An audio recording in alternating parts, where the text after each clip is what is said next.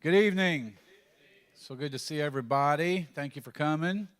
Going to open with a word of prayer, and then we'll get right to our teacher, Crystal Vance, nurse practitioner working in the palliative care department at Cabell Huntington Hospital. How's that? Pretty good? I got a text message from someone who's not able to be here tonight, but had a prayer request for her friend named Misty Beckner. Misty Beckner. Pretty serious situation. She'd gone in for some surgery and things didn't go well, and she's in some pretty serious, a serious condition. So we want to remember Misty Beckner. And then Tanya Daniels said that she started a new medication, and she's thinking maybe she doesn't feel good because of it.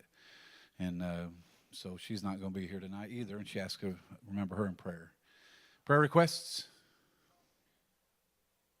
I see that hand. Okay. Remember Josh's grandma? Nicole.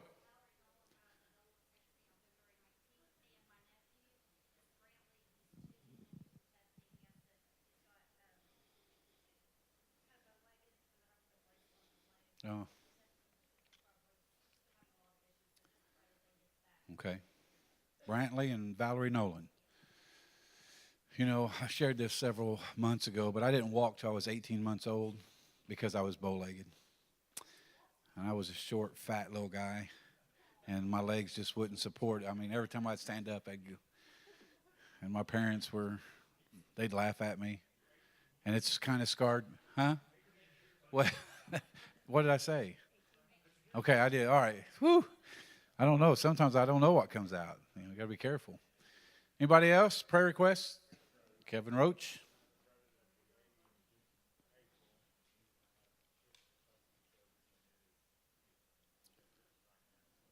Remember Bruce Roach.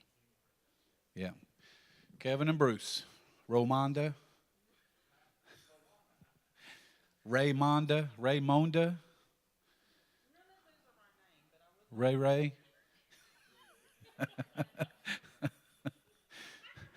Okay, you got it. Ray.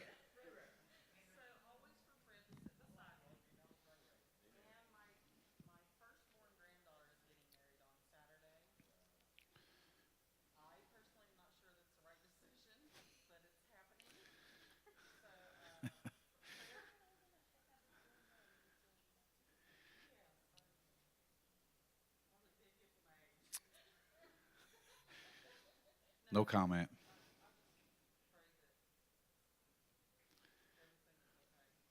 Well, always remember, you don't marry the right person, you be the right person. Remember that. Ray. Anybody else? How's your dad?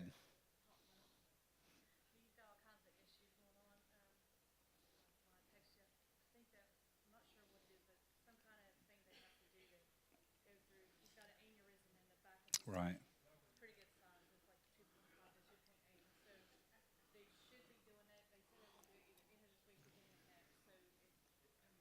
Okay.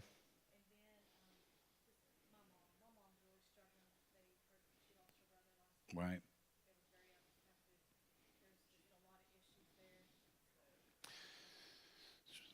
Just remember Angie's mom and dad. Oh, it's the award winner coming to join us tonight. Wow. Wow. Was there any money involved? Oh, yeah. But it looks good on a resume, right? Yeah. Congratulations. Not that that hasn't already been said a million times. Jerry. Yeah.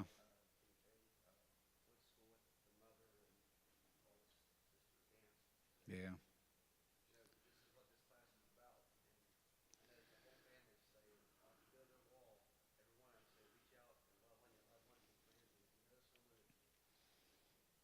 Yeah.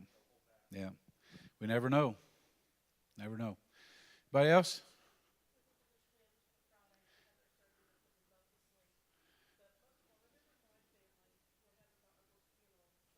Okay.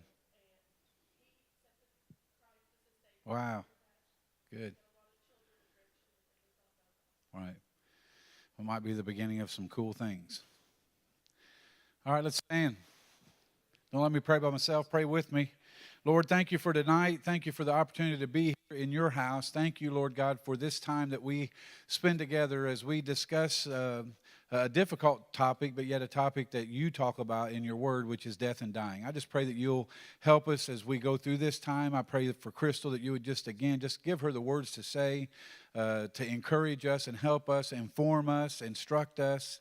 I pray, God, that as we hear those words, that we wouldn't just be hearers, but that we would be doers, and that we would act on it. We stand on your word tonight, believing in our hearts that you're the God that can do all things, and ask you to touch every need that's been mentioned here. Those that are in the hospital, those that are sick in body, those that are downtrodden, hopeless, without love. I pray that you just love on them and give them hope. I pray, God, for those that have suffered the loss of a loved one, that you would just wrap your arms of love around them and comfort them. I pray, God, that you would just allow us to hear testimonies and praise reports of how you have touched your people in whatever way is needed. We know that you're able. Pray, God, for every classroom that you would just allow teachers to teach anointed lessons that will change people's lives. God, I pray that you'll help us as our church continues to seek your face, seek your direction, and do the things that you've called us to do. So, God, be with us tonight in all that we do. We love you, we praise you, and we thank you for that. For it is in Christ's name that we pray. Someone shout amen. Go greet 3 or 4 people in the name of the Lord. Shake their hand, hug their neck, bump their knuckles, tweak their cheek. Let them know you're glad to see them in church. Occasionally, if you hit that and it doesn't go, the computer's back there, so sometimes you might have to hold your hand to the side. Oh, okay. Got it. Okay. I love you.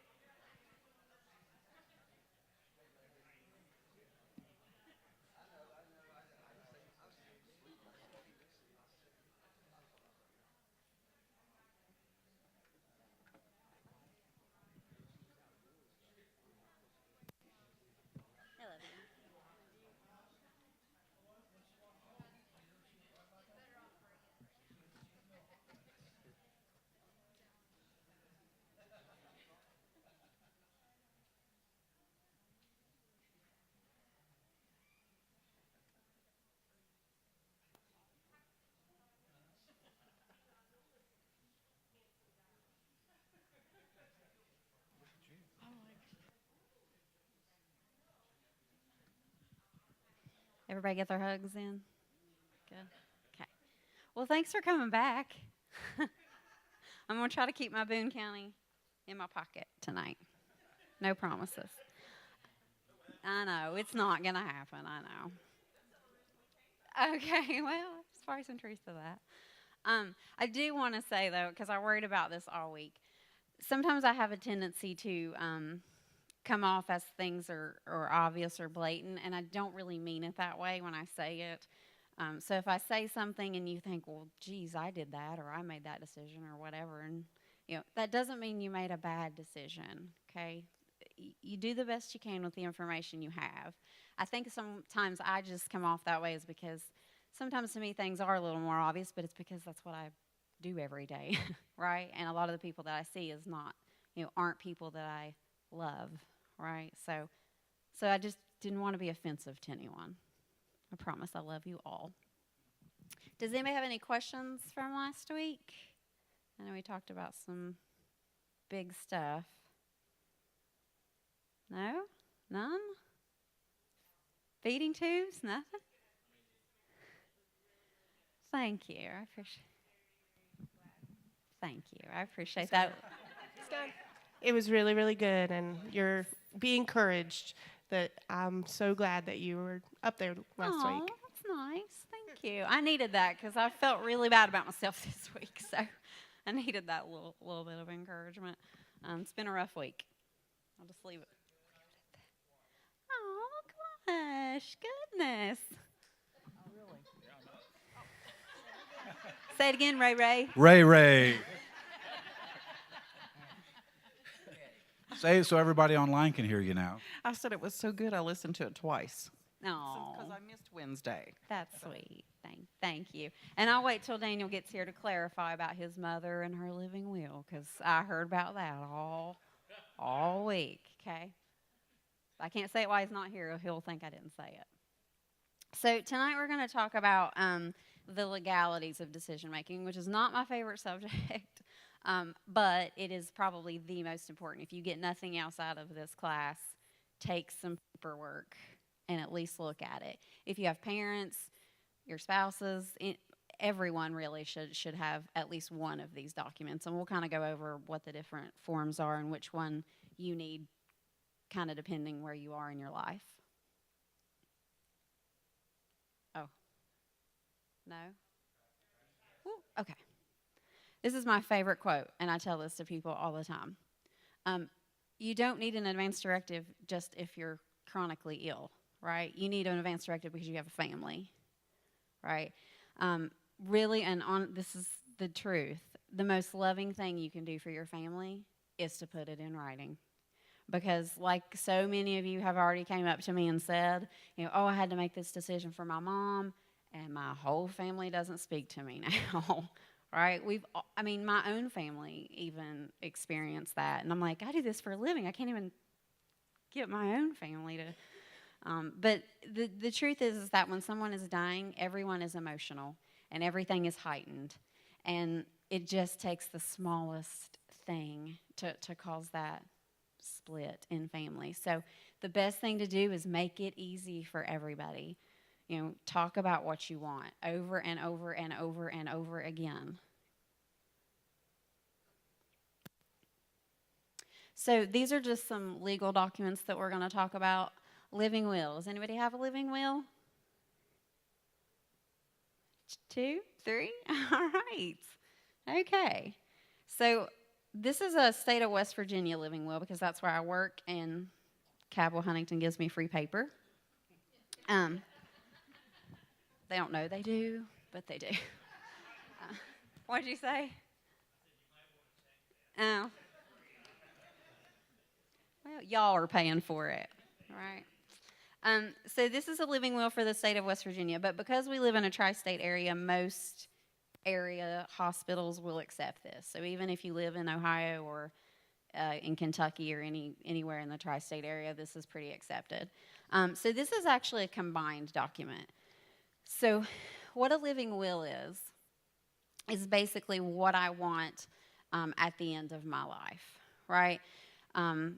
This particular document talks about if I am in a vegetative state. And I know we talked a little bit about that last week.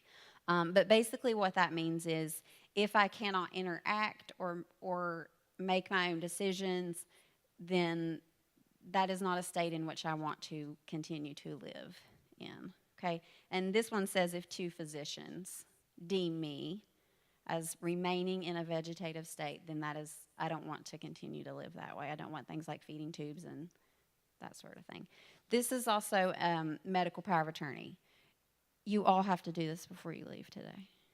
Okay. And basically what this says is, like if I were completing it, it would say, I, Crystal Vance, if I am not able to make my own medical decisions, this is the person I want to do that. It also lists a secondary person. So if the first person doesn't want to make that decision, which happens, or if we can't get a hold of that person, which also happens. I had one today. I kept calling this number, and I'm like, I can't get a hold of this person, and it was a jail. I'm like, oh, well, okay, that may not be the best option. Yeah, well, yeah. But this lists 2 people that you can deem able to make your medical decisions. This is just medical. This has nothing to do with who gets your minivan, okay?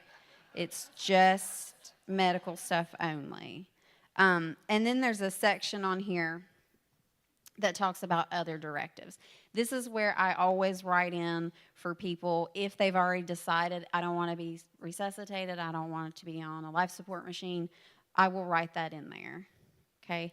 But you can put anything you want in there. I mean, really, people write some interesting things. This has to be notarized. So if you do take one of these tonight and you read it and you decide you want to fill it out, do not sign it until you are with a person who can notarize it for you, okay? Cabell Huntington Hospital offers free notaries in their senior service center. Any library and most banks will notarize things. It does, however, have to be notarized in the state of West Virginia if you do this, okay? Any questions on that? High. Oh, scared me there, fella. Is that good for Kentucky, Ohio, and West Virginia too? We honor it because we live in a tri-state area. As long as it's notarized, I've signed off on ones from like Montana. As long as it's notarized, then yes, anybody should honor that. Any other questions? That's the document that everyone needs. Everyone needs to fill that document out, okay? Oh, that's a good question, and I think it's at the end, too. So, Say it so they can hear you. What was the question? They can hear me. Where do you put it at? yeah. That was Sandra Stevens with an attitude. So I usually tell people to make several copies. Once it's notarized, make several copies. The person who you are appointing as your medical power of attorney should have one, both people, okay, if you've got a primary and a secondary. The hospital or the facility that you tend to go to, so if you're a St. Mary's person, St. Mary's should have a copy. Your physician, so your PCP, primary care physician, they should have a copy, and then you should have a copy. So at least 5 copies. Spread it around. Notarized? If you do the original and you make copies, no. Yeah.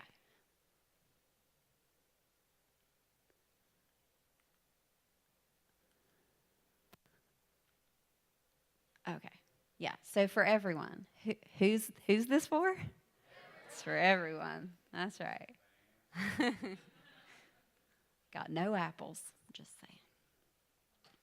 saying. So this kind of goes a little bit into medical power of attorney more.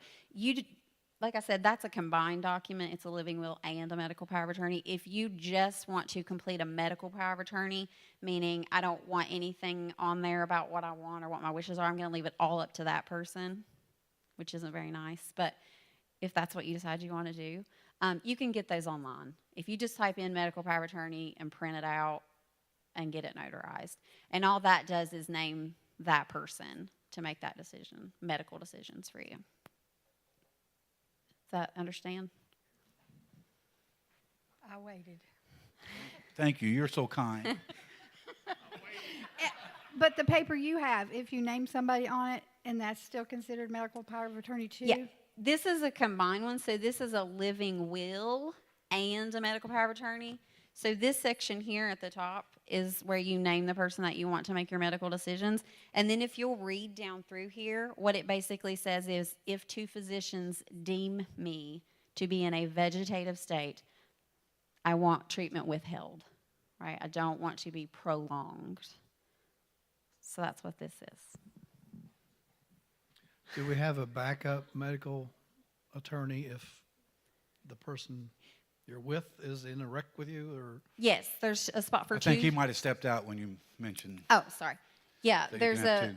there is a person that you choose as your representative, and then there is a successor representative. So you can actually name two separate people. Another good tip is put their phone numbers on here.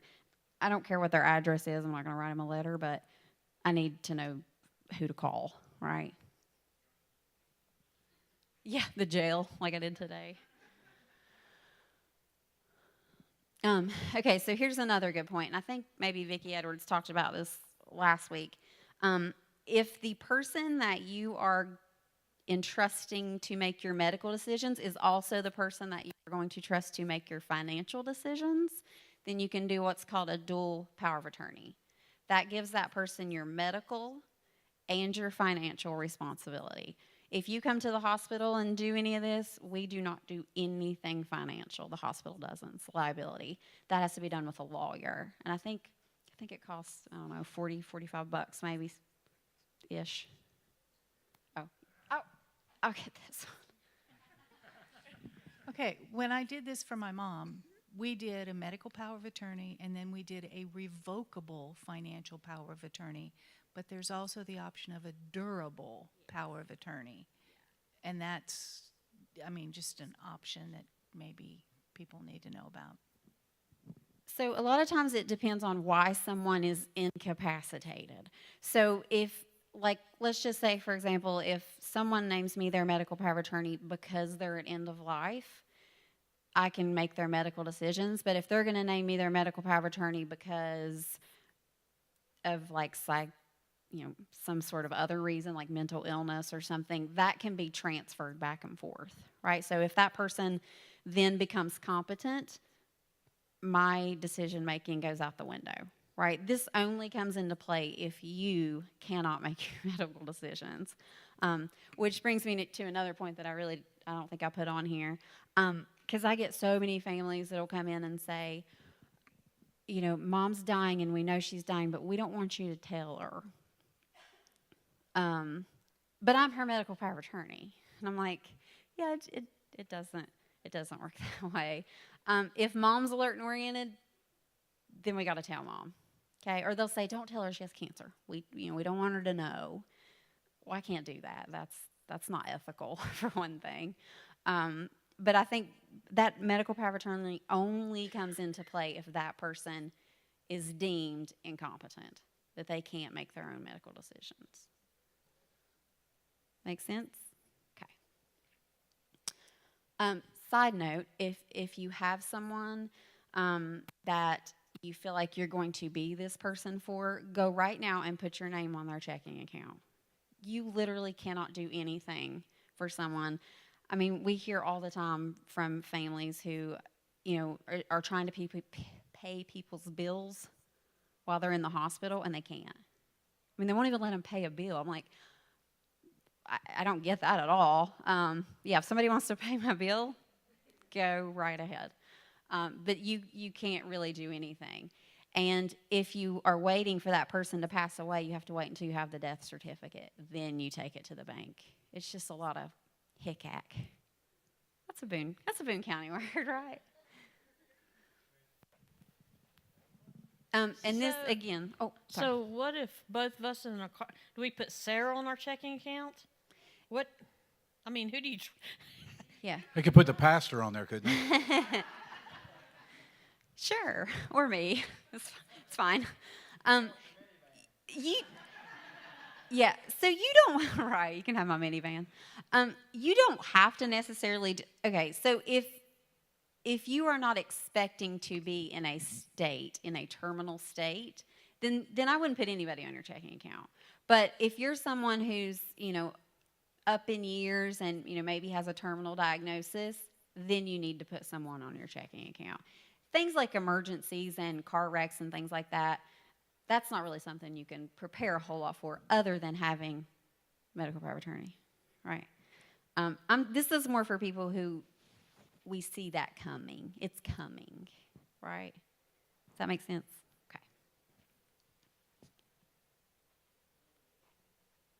Okay. Okay. Next thing is called a post form. Has anybody seen one of these? The Sprite pink form? Okay. So basically what happens a lot of time is we get patients from nursing homes, you know, all of these places, and every time they come into the hospital, we have to say, now tell me what your wishes are. Now tell me what your wishes are this time.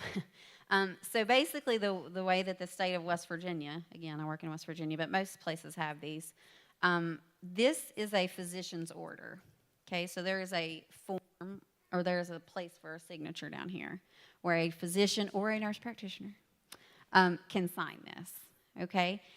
This is for people that we know that things are coming, okay? This is for my little terminally ill patients. And basically what it goes over is things like your code status, so whether or not you want to be put on life support, and also what kind of intervention you want. So if you want very aggressive intervention, and it goes into quite a bit of detail actually, And then the last section talks about if you want things like artificial feedings, artificial fluids, that sort of thing. The great thing about this form is if Mama's in the nursing home, fill this out, okay? Because this travels with her. If she goes to St. Mary's, it goes from the nursing home to the hospital, and it's already signed by a doctor, okay? So nobody has to call you and ask you what we want to do with Mama. It's all right here, okay? Any questions about that? No? Okay. So that form is best for people who are chronically or terminally ill. And actually, in the state of West Virginia, anybody that goes to a nursing home long-term has to have that form completed now. It has to be on file.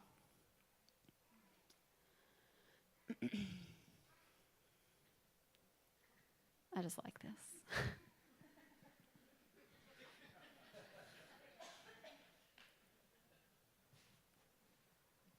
I always joke because I filled out medical power of attorney a long time ago when I worked at King's Daughters, but I've decided that it doesn't really matter what hospital I go to now because everyone knows what I do.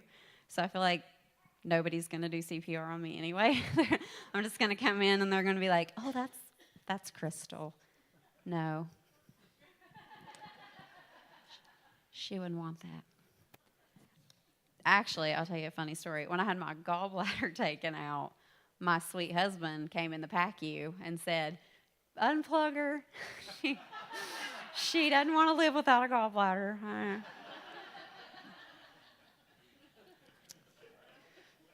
He thinks he's funny. Huh? Yeah, he's special. So, yeah. So this, actually, they just started recognizing this in West Virginia last year.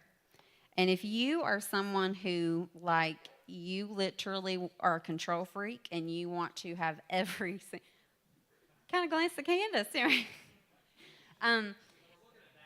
Okay, Natalie.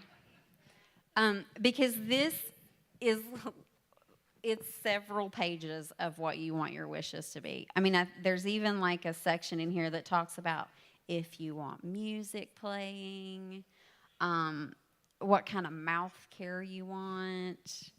I mean, it is very, very detailed, and that's good. I mean, really, I don't know that you can, over whatever, but you can. You feel like you can, but yeah, it talks about a lot of wishes that you may or not want at the end of life. If you want your dog present, which everyone is going to check yes, I'm certain. But this was just, like I said, recognized in West Virginia, and this also has to be notarized. So if you decide you want to fill this out, it's called 5 Wishes. You can print it offline, but again, Cabell has provided you with some tonight. So if you decide you want to fill this out.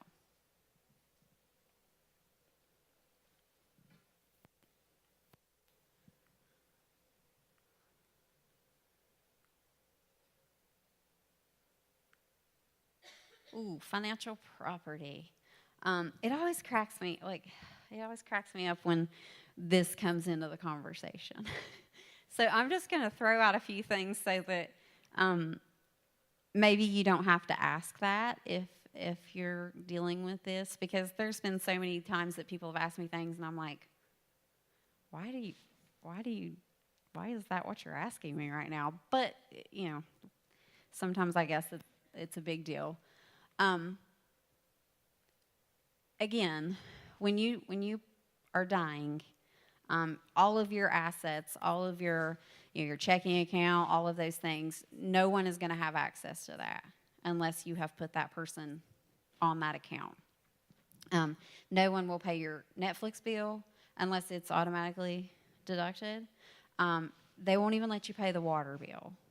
Okay, so that's why we always tell people, if we're at an end of life situation and that person is still alert and oriented enough, take them to the bank and put someone on their checking account. Super important. A lot of questions that I get asked sometimes is because everybody in the house is probably living off Mama's Social Security check. It's true. It's 100% true. If Mama passes on the 3rd, they pull that money back out. Okay? You do not get to keep that money. I can't tell you the families that I've had to say, if you're keeping this person alive till the 1st of the month, I hate to break this to you, but they're not going to let you keep that money. Okay? It doesn't happen. At least twice a week. Yeah. Yeah. Huh? What?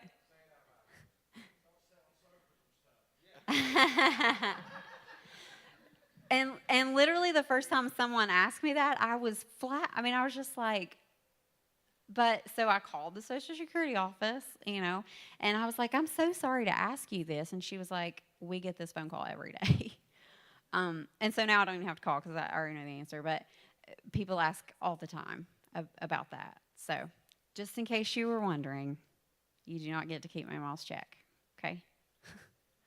Any other questions about financial stuff? And again, that is all done in a law office. Nobody else is going to touch financial stuff. You can't print most things offline. It has to be done through a lawyer.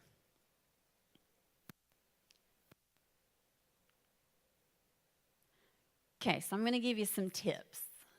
And then I kind of want to hear some stories about, if anybody's been in that situation where they've had to make decisions for their loved ones. I know several of you have. This is Sandy. So make copies. Make all the copies, okay? Everyone should have one, because if it's an even number, you may end up at St. Mary's, but if it's an odd day, you may end up at Cabell, okay? So make sure people and places have copies. Now they just scan it into the computer, and it's there.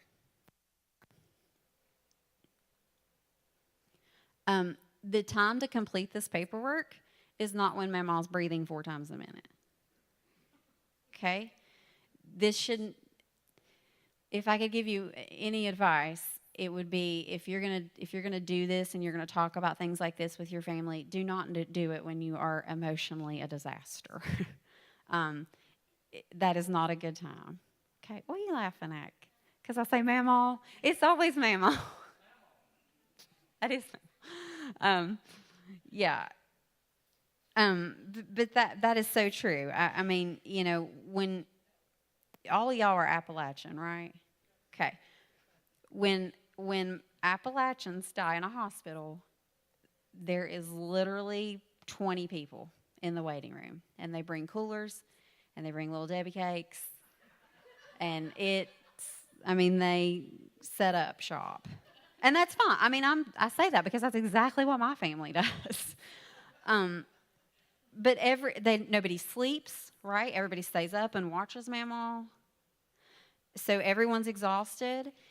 And that is the hardest thing when we go in a room and we're trying to talk to 9 different kids about what we want for Mama, and nobody slept or eaten anything but a fudge round in 3 days. Like, it's almost impossible to have that conversation. I was telling PT, I actually shouldn't tell this on myself, but I'm going to. I went in a room yesterday, and I'd been seeing this guy for a few weeks, and good fella, not doing so great. I'm trying to think of how much I should say here, but I have a tendency to be the person that walks in the room and says things like this. Hey, let's talk about how you're doing, and what you want for yourself. And this particular fella had not really came to terms with his diagnosis, and that's fine. Everyone comes to that differently, but it still doesn't change the fact that we have to talk about it, right? I understand that you want to beat this, but let's come up with a plan B if that doesn't happen. That's kind of my famous line. And the other family just kind of flipped out. I was like, oh gosh, okay. And they didn't have very nice names to call me. which was okay. I cried on the way home, and Daniel bought me flowers. But that's the part I mean. You know what I mean? Everyone is very emotional, and when you're in that situation, anger is part of grieving, and that's fine. You can say bad words to me. I can handle it, ish. But I guess what I say to families all the time is, please do not let your inability to cope with what is happening make this person suffer. That is gut-wrenching for me. Like, I want to cry. I hate to see someone suffering because this group over here can't come to grips. Does that make sense? It's hard. It's hard. It's a hard balance to be respectful of people's opinions, but also advocate for my patient, because that's my job. And this was another good point I think that Vicki and I talked about yesterday. If you're going to make your medical power of attorney one of your children, all of your children should be involved in that conversation, because guess who they're all going to hate when it's over? Yes. And that's okay. I mean, that's not okay, but it's okay that you feel like this person is going to be the most able to carry out your wishes, but everyone else around them needs to be supportive of that person, right? And it's so, I mean, I grew up in a big old Appalachian family, and I thought my family was weird, and they are, but every family is exactly the same. I mean, there's always the person that takes care of everything, and that's the doer, and that's the, I've ordered this, and I've done this, and I've got a notebook, and things are highlighted, and there's that person. Is that you?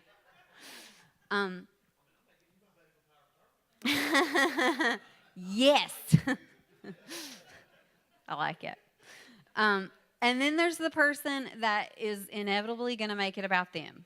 And they're dramatic and like, well, how's this going to affect me type of situation. And then you've got the ghoster, right? The person that they're gone. Like, they're never around. They don't want to make any decisions. Don't call me when it's over.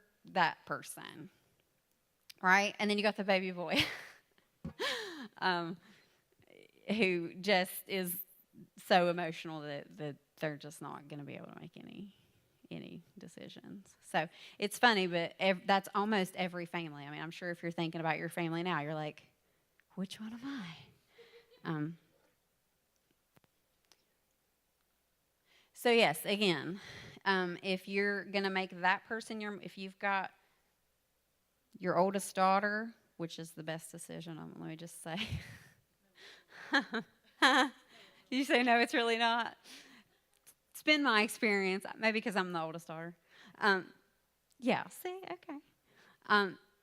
So if you're going to have her be your medical power of attorney, then you need to still have that conversation about your wishes with all of your children, because she's going to need to feel supported. There's nothing worse than sitting in a room with the 8 Appalachian kids, and, here's this poor girl trying to do what's best, and everyone around her is throwing out insults, or, I can't believe you're doing this to mommy, or, even though I'm holding, because don't you think I don't pull these out? I mean, is this your mom's signature? Yeah. Well, okay, then we don't really have to make any decisions, because she did that for you because she loved you. Right? Positive spin.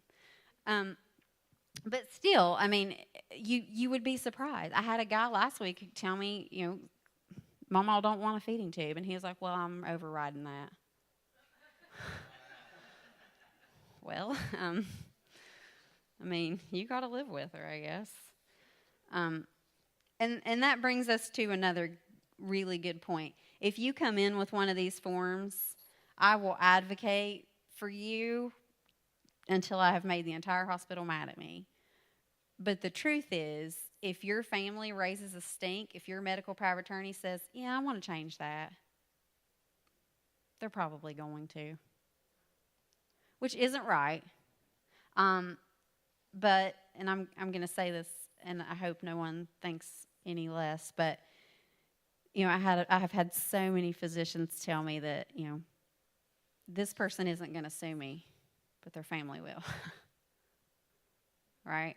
Which stinks, and it's not right. That is not ethically right, but it is unfortunately true. Okay, so again, another good reason to make sure that your medical power of attorney is going to be strong enough to advocate for you.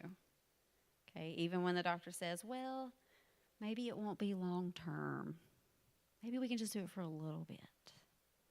All right, you can say, nope, Mama said she didn't want a feeding tube. So again, just support. When you're filling these, this paperwork out with your loved one, it is best for you not to put your opinion in. Okay, you let them talk about what their wishes are, and you keep your little mouth hushed. Okay. Allow that person to express their feelings without judgment. If Mama says she doesn't want a feeding tube, your next response should not be, we just want to let you starve to death. That's the other Appalachian thing. And we talked about that last week, how that's not really what happens. But, yeah, she needs you to say, I'll do whatever you want to do, Mom. It's up to you. It's your body. You're the one going through it, right? I'll support you. It's going to make me cry, too. We talked a little last week about the dying process and how I have learned more from dying people than I ever have people who are alive. I mean, I know I talked a little bit about Christy Douglas last week, and Kim actually came up to me after church, and I was like, am I in trouble? I'm sorry. But the truth is, through a dying process is when you really live, because you're not worried about anything else. Being here and being present is what matters most. And, you're not worried about, you're worried about your loved ones, and you're worried about making sure that once you are gone, that they're going to know how you felt about them. And it really is a beautiful thing to watch. And the other thing is, from a spiritual perspective, I can tell you in my job, when I see really great Christian people say things like, I'm going to be fine. I'm going to be fine. I'm going to be with my Lord. When people see that you're going through the worst time of your life and you're still able to be positive and say, I'm fine. I know God. I know I'm going to wake up and be in His arms. That is the best testimony you can give. I mean, it really is. I know Debbie talked about a friend of hers a couple of weeks ago that I had the pleasure of meeting. He was just the best man. But, that was kind of his attitude. Like, listen, it's going to work out either way. Either He's going to heal me and I'll praise Him, or I'm going to be with Him and I'm going to praise Him. Either way. But I think when you don't talk about things and you don't choose to accept what is happening, you miss so much. You miss so much of that beautiful experience that people like Christy Douglas go through. I think we all, at least the majority of us, watched that kind of transpire, and it was it was just a beautiful thing to watch. So, for me, that's always where I want to get to. Let's get to the center of it. Let's get to, what's really happening here, and let's talk about it, and let's figure out what's your best option. How are you going to live out this last however long? I don't know. People ask me all the time, how long do you think? Well, I mean, I can give you my best educated guess. And I'm usually pretty close, but that doesn't matter in the scheme of things. You know what I mean? If you're dying, I don't know that the time frame really matters. It matters what you do in the time. Right? Sorry.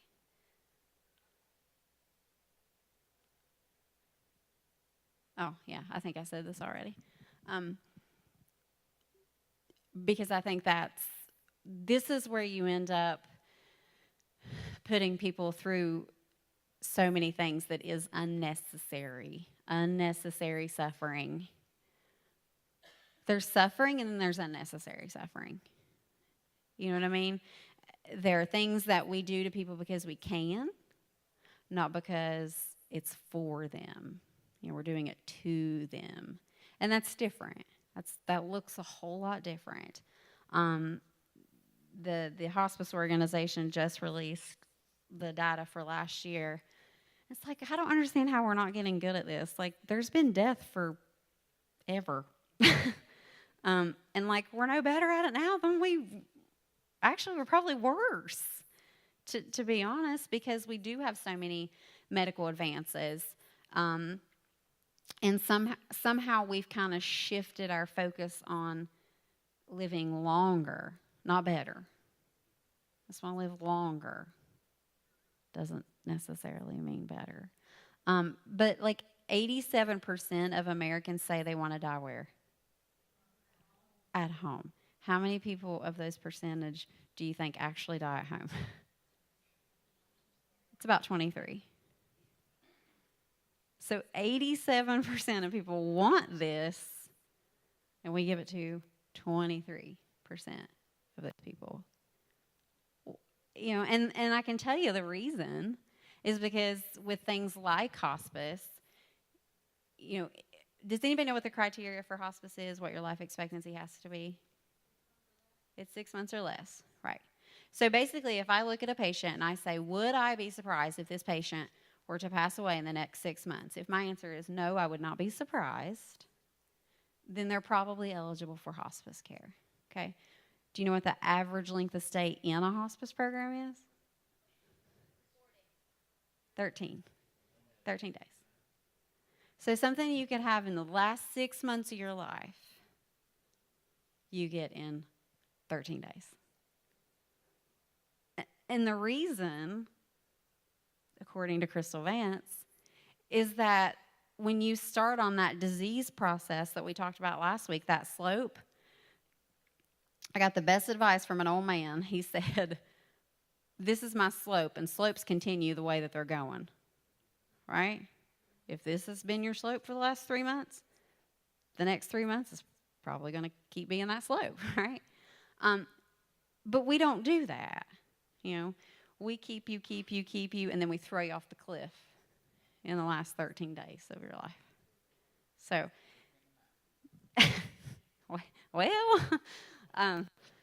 no. It doesn't. Hospice does nothing to speed up your death. That's a huge misconception. They don't speed up anything. They don't expedite anything. That's not legal in this state. What they do is make sure that you are comfortable, right? So in the hospital, if you come in and your blood pressure is 60/30, but you're in horrible pain, I can't give you pain medicine, because the minute I give you pain medicine, what's going to happen to your blood pressure? Right. If my goal is to just make you comfortable, I ain't going to take your blood pressure. I don't care what it is, right? I care about you and how you feel, right? So that's one of those big misconceptions of hospice. And like I said, we had it in my own family too. I mean, it's funny. I've been doing this, 12 years, and my aunt and uncles were like, let's call the hospice nurse and ask her. And I'm like, what? I'm like literally sitting right here. Yeah. Huh? What was she? Oh, it's recorded. This is the other thing that I'm always amazed at the opinions people will give, we talked about what to say to people who are dying. Let me tell you what not to say. Well, my cousin's grandma's Sunday school teacher had this same thing, and she's been alive for 25 years. That's not helpful, is what that is not. I'm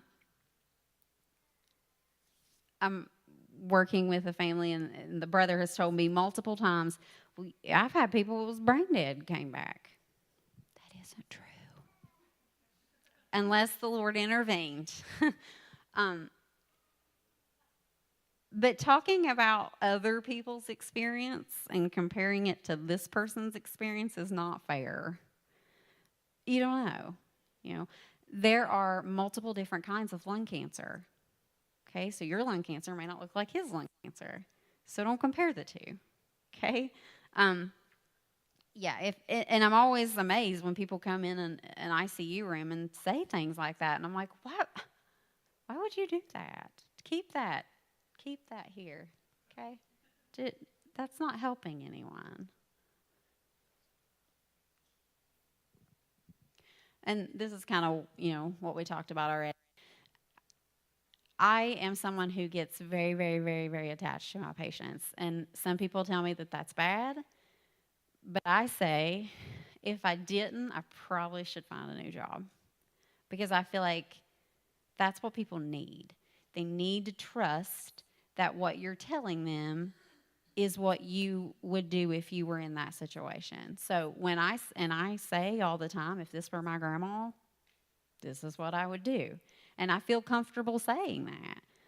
If I don't know, I'd say, I don't know. I'm not sure what I would do. But the patients that I have gotten the closest to that still send me Christmas cards, and I still go have beans and cornbread with, and know their anniversaries and, all of these things, it's almost always the patients that I feel like left something in me. Those patients like Deb's family, or, I'm looking around the room and seeing people that I've interacted with. Those are the people that everyone around you is watching what is happening. And if they see you handle that with grace and with leaning on God, that changes people. That is a huge testimony. If you're going through the worst time of your life and you're still able to do that, people see that.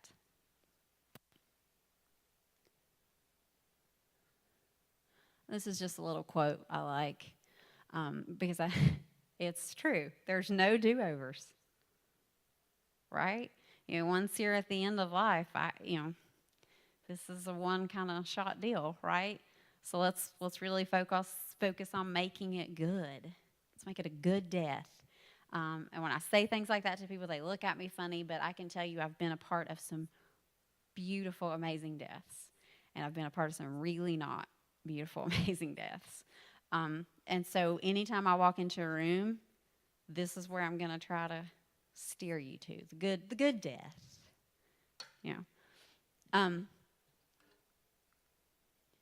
I'll tell you I like to tell stories about my patients, which, whatever. But I'll tell you my favorite death story, which is anytime I do talks to the residents or the nursing students, I'm like, okay, are you guys new nurses or are you just new to Capel? Because if you're new nurses, I have to really filter myself because they look at me like, you're a terrible person. So I had a patient that was comfort care. That's what we call it when we are focusing on your comfort. Okay, we're not trying to speed up your death, but we are focused more on your comfort than your numbers. I treat people, not numbers. So when I walked in the room, the family, the Appalachian family, had kind of made a circle around his bed and they were praying. Right, so being the good little Baptist girl I was, I stopped and bowed my head. And then they started praying really loud. And I remember thinking, these are Pentecostals. This is a Pentecostal family. Like to the point where they were kind of almost shouting. And I remember kind of like, giving it the one eye, like, oh, okay. And then at the same time, everyone got very quiet. And the daughter said, I smell Jesus. He's here. Right? Actually, you know what I did? Right? It's like, what does Jesus smell like? But of course I opened my eyes and the man literally just went, and that was it. And then they started singing. And I just remember standing there like with my mouth open, like, why doesn't everyone die this way? I mean, they literally ushered him to heaven. It was the most beautiful death I've ever been a part of. You know, so anytime I go in a room, I'm like, how can I make this look like that? Okay?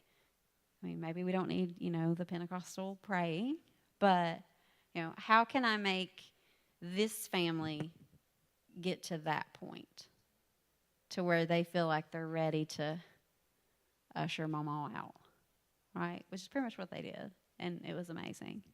On the flip side of that, I've been in some not so great deaths where I have cried, and the nurses have cried, and the doctor has cried, and everyone in the room is sobbing because we knew that was not the right thing to be doing.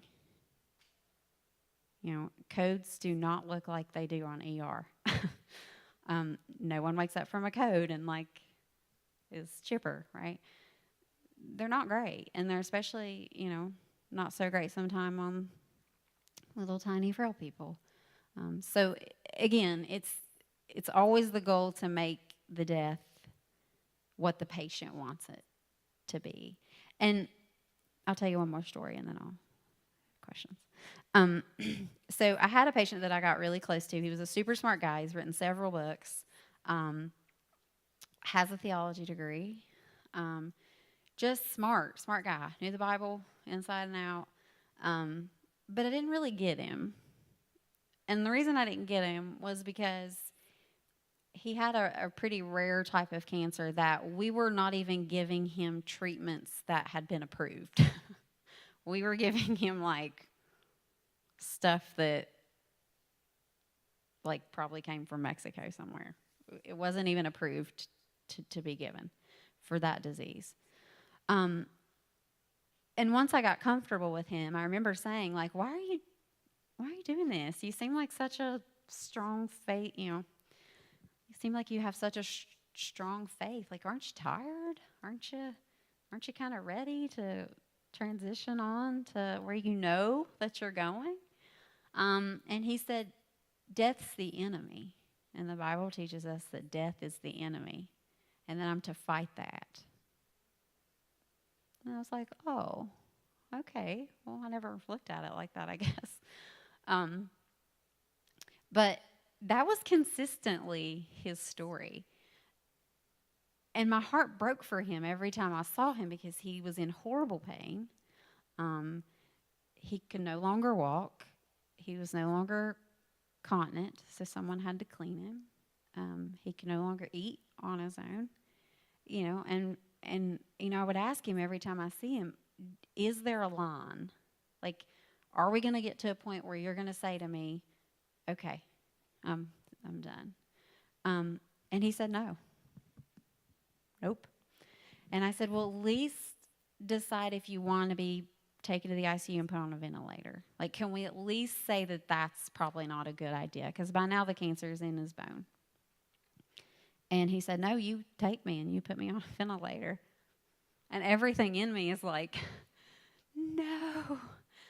And I happened to be in the ER seeing another patient the day they brought him in. And he had arrested, and they had already coded him once. So he had already had chest compressions. He was already on the ventilator. And I saw his wife, who was precious and sweet. And I just started bawling, and I was like, I'm so sorry we're doing this to him. I feel bad. I mean, I feel horrible that this is how this is going to end. This is going to be the end of his life. And she said to me, don't feel horrible. This is what he wanted. And I was like, yeah, but it's wrong. And she said, it's not wrong for him. This is what he wanted. And I thought, you know what? If I'm going to advocate for my patients to do what they want, then I have to advocate for my patients to do what they want, right? He knew. We had talked about this a million times. He knew what that was going to look like. And that's what he chose. So, even when I talk to patients now and they say, this is what I want, my face is saying, I do not have a poker face.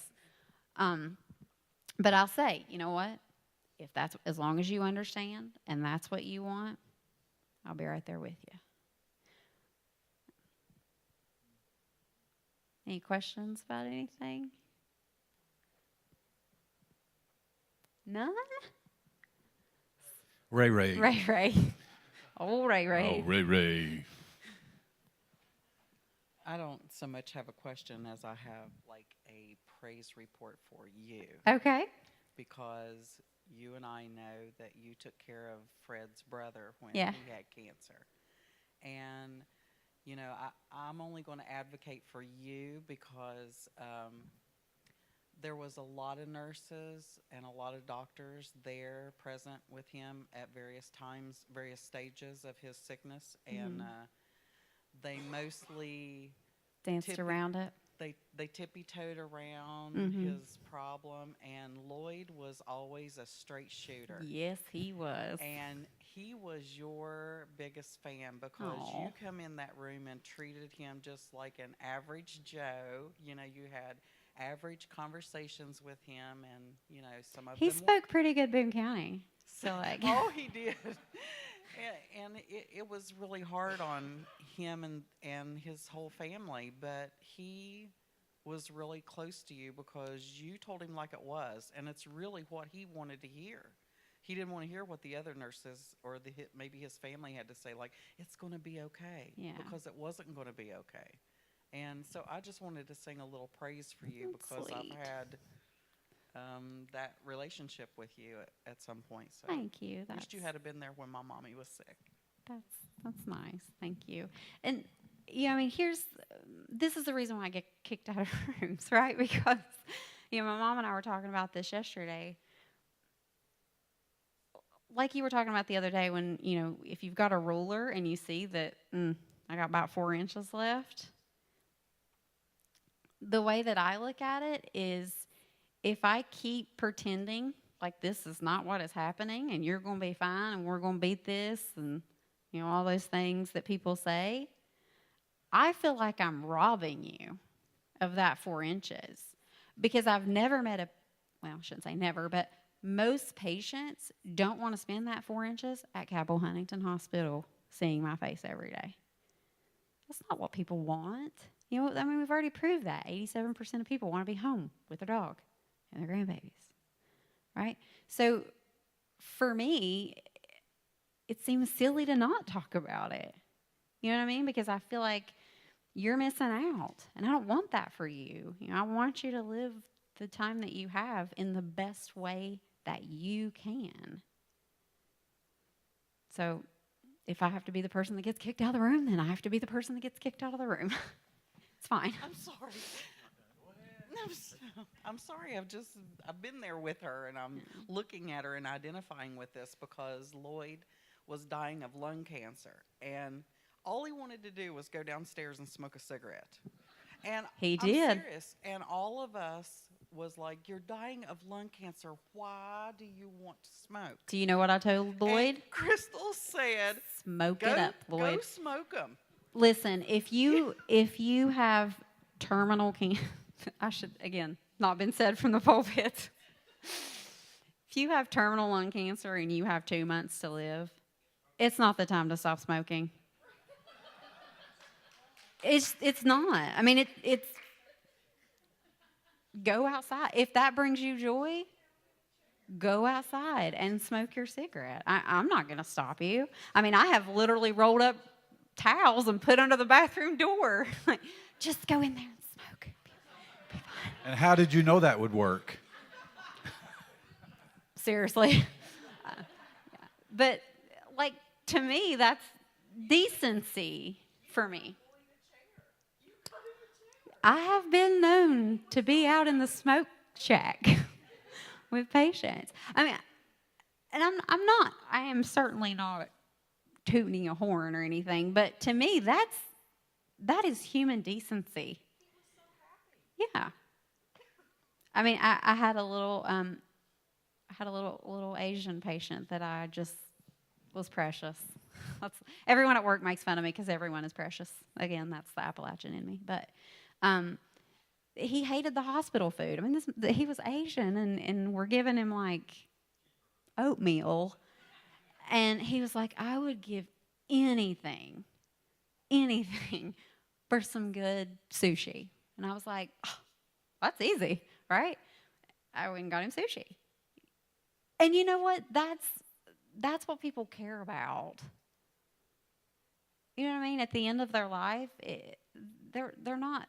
None of that matters, right? It doesn't matter that you're smoking and smoking is bad. It doesn't matter that cheesecake has like 900 calories a slice.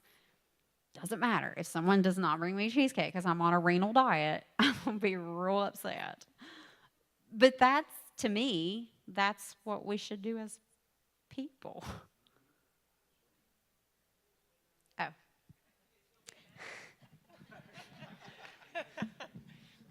So somebody pointed out to me this week, I won't name names, Deb, Oh. but that if somebody does something during their lifetime that they've always done, why do you expect them to do something different in their death? Yeah. And it didn't really make sense to me until that moment. And then I was like, oh, yeah, okay. Yeah. And it really changed the way I looked at that person. Yeah. So There's actually a quote hanging on my wall that says, people die the way they lived. And that's true, right? I mean, I'm not going to tell Lloyd he can't go smoke a cigarette. He's been smoking his whole life. If you need some grizzly wintergreen long cut, I'm going to go get you some. Because to me, at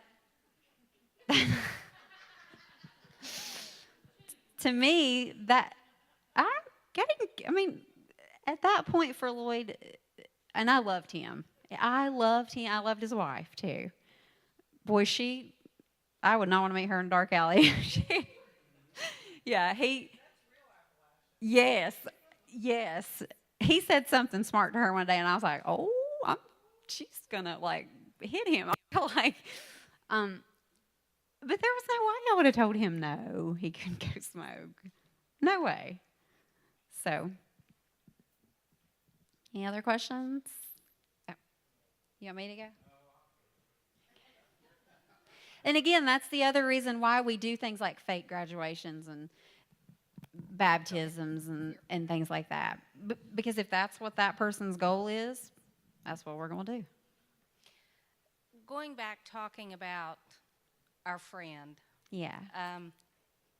Do you have a problem with when you're trying to talk reality and people don't want to admit that because they think it's going against their faith and believing for healing and things like that? Yes. Do you not think that's the struggle? Because people don't want to hear plan B. They're trusting God for complete healing. And I think it's because of our belief of what complete healing is. And I think that his answer was not the same as people in his family. Yes. Yeah. Yes, that is exactly why I have a job. Right. Because there is that. And that's why I get kicked out of rooms, right? And usually I almost never walk in a room and say, let's talk. Hey, how long have you been married? I'm real fluffy at first, right? Mm-hmm. Because I want them to see that, hey, this is my heart. This is, I'm here Right. for you. I give patients my cell phone numbers, like you text, I'm your support person, right? Right. So I kind of have to get them to trust me. And then once it gets to that point, because you're right, there are so many times that people aren't ready to hear the truth.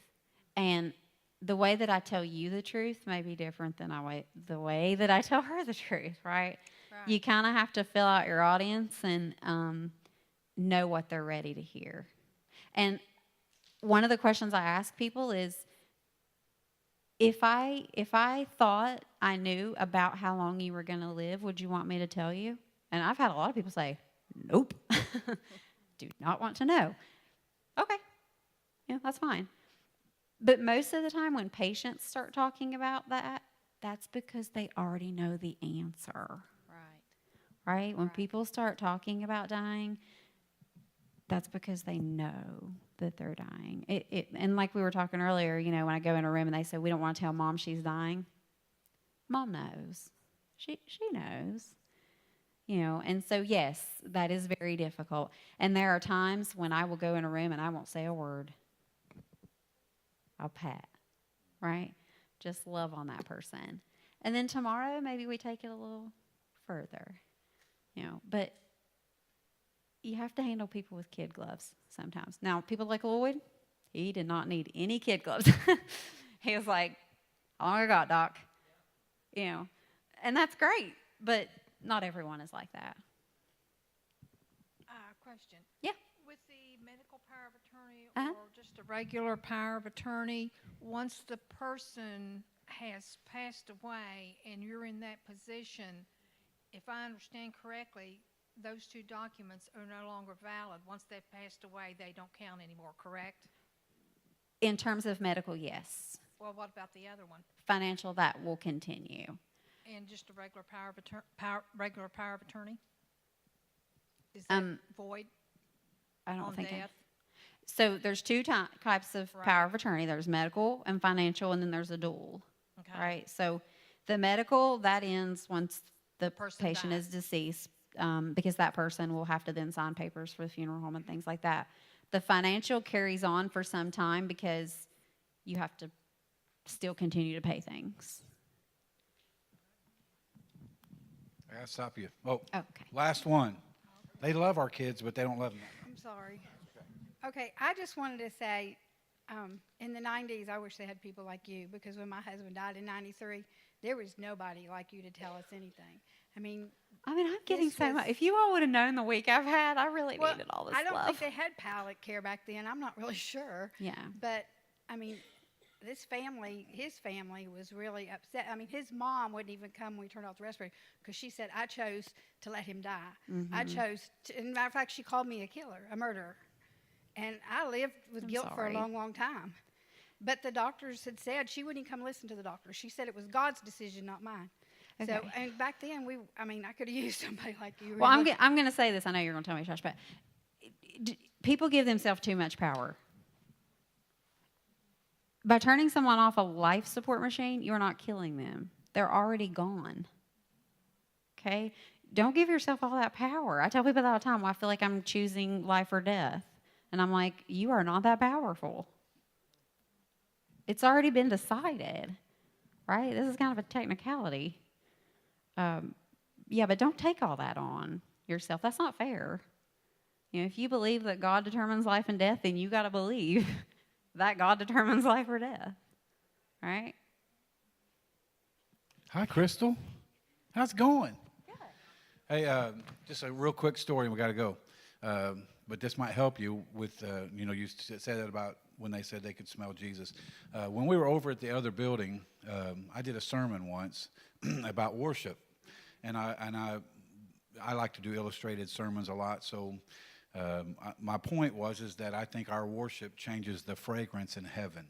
Okay, so I had Harold Wilson standing by the furnace, which was right on the other side of the wall, and with one of those smelly things that you put on the filter. And I had everybody just close your eyes. And we sang a song, and I have motion now. And he put the thing on there.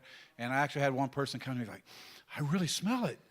So maybe what you should do is walk around with some of those filter things, and let's stand. You appreciate Crystal Vance? I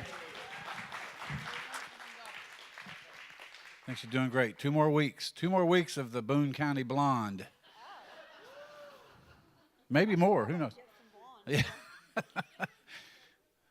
Do what? Oh, can you give us a little dance, Jesco? There was a vote against it right there.